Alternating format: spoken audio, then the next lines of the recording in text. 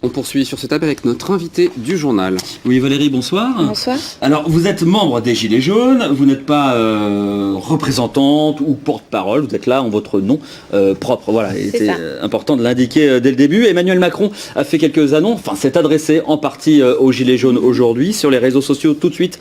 Déception, colère. Est-ce que vous partagez cette déception, cette colère ? Pour moi, le discours était complètement inaudible et ça n'a rien à voir. Il a cristallisé tout le mouvement sur les carburants, alors que les carburants ne représentent qu'une petite goutte d'eau qui a fait déborder le vase sur la politique depuis 20 ans, en fin de compte, qu'on subit en France. Qu'est-ce qui aurait été à même de vous apaiser aujourd'hui dans le discours du président de la République ? Quelque chose qu'il n'est pas capable de faire actuellement. C'est-à-dire se remettre en cause la classe politique. Je pense que les Français, c'est pas des aides supplémentaires qu'ils veulent, c'est pas non plus moins de taxes. On comprend qu'on a besoin des taxes pour rénover les hôpitaux, pour avoir des écoles, pour avoir de belles routes. On a besoin de taxes, ça, il n'y a pas de problème. Par contre, à partir du moment où les taxes vont aider à refaire la vaisselle de l'Élysée, à payer 4 présidents, les retraites et toutes les dépenses liées au président, des ministres, ça aide à payer la contribution à l'Union européenne, ça aide à payer toutes ces choses-là. Là, on n'est plus d'accord. Pour vous, l'impôt n'est plus du tout équitable ? Non, il n'est pas équitable, il n'est pas bien réparti de manière équitable, ça c'est clair. Vous avez vu ce reportage qu'on vient de tourner cet après-midi sur la mobilisation des Gilets jaunes.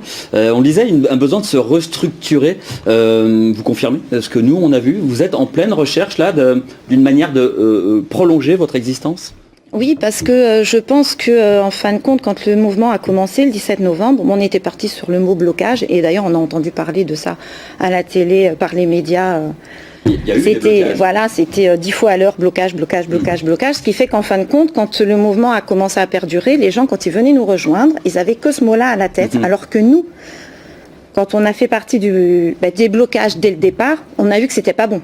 On a vu qu'on avait une très mauvaise image, on se retrouvait des fois avec des familles bloquées dans les voitures, on n'arrivait pas à dispatcher, à faire la circulation. Les gens n'écoutaient pas ce qu'on leur disait, parce qu'on avait prévu des plans pour pouvoir faire circuler les ambulances, les pompiers, etc. En fait, dès le début, on avait le sentiment qu'il y avait un peu deux manières de faire sur ces fameux ronds-points. Des gens qui étaient peut-être plus modérés comme vous, qui étaient partisans de barrages filtrants, et d'autres personnes qui étaient partisanes de barrages plus bloquants, on va dire. Je pense que c'est un peu le danger d'un mouvement qui part d'une base et qui n'a pas vraiment de structure. À un moment ou à un autre, en fin de compte, c'est les caractères qui vont faire que le mouvement va prendre... Aujourd'hui, vous quittez les ronds-points ? Oui. Oui, on quitte les ronds-points. Nous, on a quitté les ronds-points depuis... on va dire que depuis jeudi matin, on a carrément quitté le rond-point et on a arrêté les barrages depuis lundi. Quel type d'actions sont possibles là ? On a vu dans le reportage des gens qui tentent de contacter le préfet, d'autres qui sont allés voir des députés, c'est ça la nouvelle manière de faire ? Ça va être des actions aussi sur le terrain, plus la nuit, ou en début de matinée, en fin de journée, sur des points sensibles de l'économie ou de l'État. Et puis des manifestations pour montrer qu'on est toujours là, bien sûr. Et puis la prise de contact, parce qu'à un moment ou à un autre, il va falloir quand même qu'on discute de solutions pour arriver à quelque chose. Quand vous dites des opérations particulières, c'est un peu à la manière de ce qu'ont pu faire les agriculteurs lors de leurs manifestations, par exemple, c'est bloquer certains, eux, ils bloquaient par exemple soit des laiteries quand c'était la crise du lait, l'idée c'est d'aller sur des sites bien particuliers. Voilà. En fin de compte, l'objectif c'est de faire un peu souffrir l'économie pour que du côté du président, il y ait des personnes qui disent là, il faut peut-être trouver une solution, il faut peut-être vraiment que ça se calme, parce qu'autrement, si on fait que de déambuler dans les rues, on n'aura rien à secouer. Si je peux me permettre de parler comme ça. Vous parlez comme vous voulez. On voit sur les réseaux, en regardant un petit peu, certains sont pour la diminution des taxes. Vous êtes plus d'une manière un peu plus générale, un meilleur équilibrage. D'autres pour la démission la destitution même du président. Vous en êtes où, vous, personnellement, dans ces revendications-là ? Alors, moi, dans mes revendications, j'aimerais bien qu'on mette en place un référendum d'initiative populaire. J'aimerais aussi qu'on puisse revoir un petit peu la classe politique et ses privilèges, parce qu'il n'y a pas d'autre mot.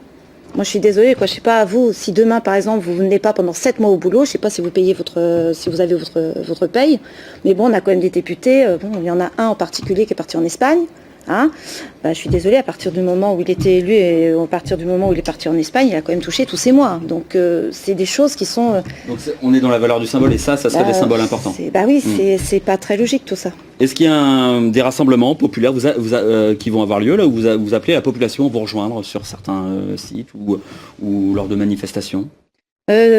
Normalement, samedi après-midi, il y a une manifestation qui sera organisée sur Le Mans, bien sûr.